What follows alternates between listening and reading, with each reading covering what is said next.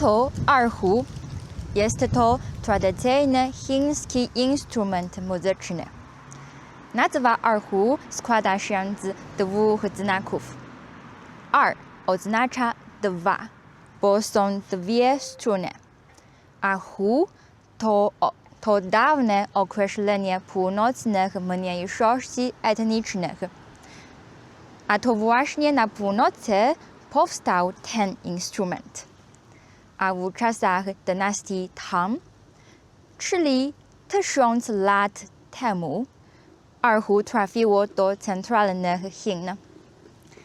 Archu jest zrobione z drewna, ale przód pudła rezonansowego pokryty jest skórą pytona, a smyczek wykonany jest z końskiego włosia. Gdy smyczek porusza struny zaczynają drgać. Skóra pytona też wibruje, a pudło rezonansowe wzmacnia dźwięk, tworząc piękną muzykę.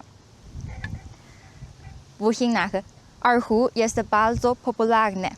Wystarczy wyjść na ulicę. Wszędzie można spotkać ludzi, którzy grają na archu.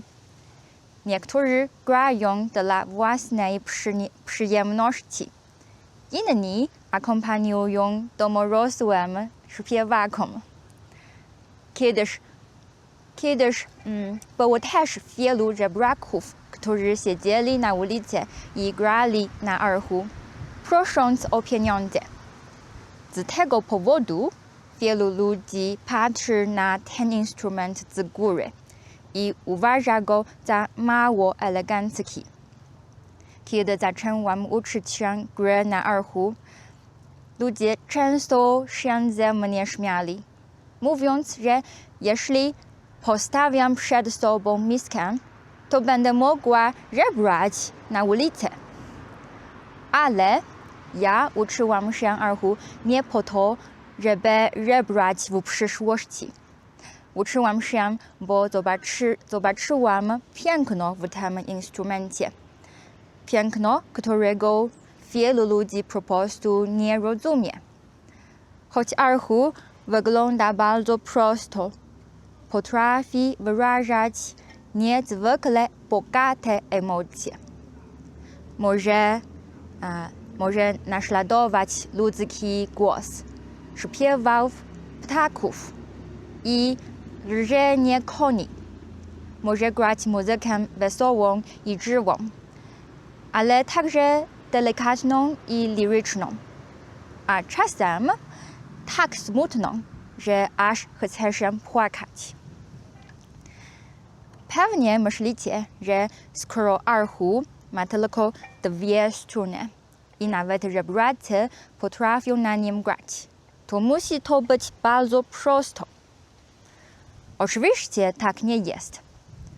Kiedy zaczynałam, moja mama zawsze mówiła, że znowu zaczynam piłować drewno, bo naprawdę brzmiało to jak hałas remontu u sąsiada.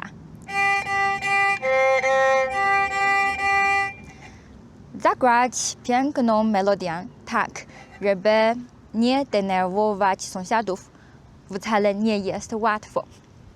Najtrudniejsze jest to, że na tak długich strunach trzeba bardzo precyzyjnie trafić w odpowiedni dźwięk.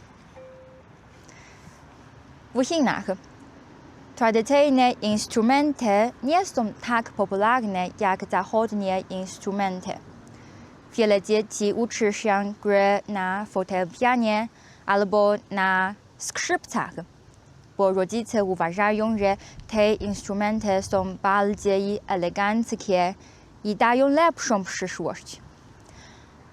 A ponieważ tradycyjne instrumenty rzadko pojawiają się w muzyce popularnej, wielu Chińczyków nie zna ich, nie nie zna ich zbyt dobrze i nie poświęca im wystarczającej uwagi. Ja sama uczyłam się archu, kiedy tylko w dzieciństwie. Od co najmniej 10 lat prawie nie ćwiczyłam, więc bardzo dużo zapomniałam. Archu trzeba grać regularnie. Jeśli tego się nie robi, trudno wydobyć piękne dźwięki.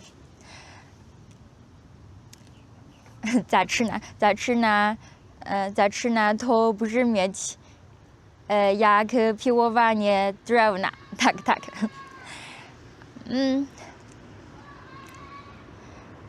Ale jednak mam nadzieję, że usłyszycie miłą muzykę. Również w internecie można znaleźć wiele wspaniałych utworów granych na archu.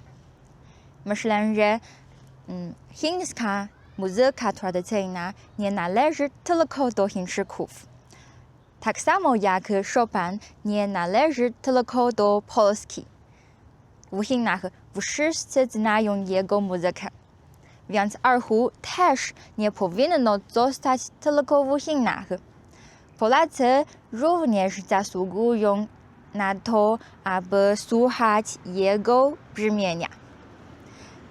A jeśli kiedyś nie będę mogła znaleźć pracy w Polsce, to chyba mogę rozważyć wyjście na ulicę z moim archu i granie dla przechodniów. Co wy o tym myślicie? Dobra, na koniec zagram wam prosty utwór. I niespodzianka, to będzie specjalna dedykacja dla widzów wspierających mnie i mój kanał. Być może nie wiecie, ale i wy w każdej chwili możecie dołączyć do mojej gromadki wspierających widzów. A ta dedykacja jest dla Bogdana i dla Mariusza, którym bardzo dziękuję.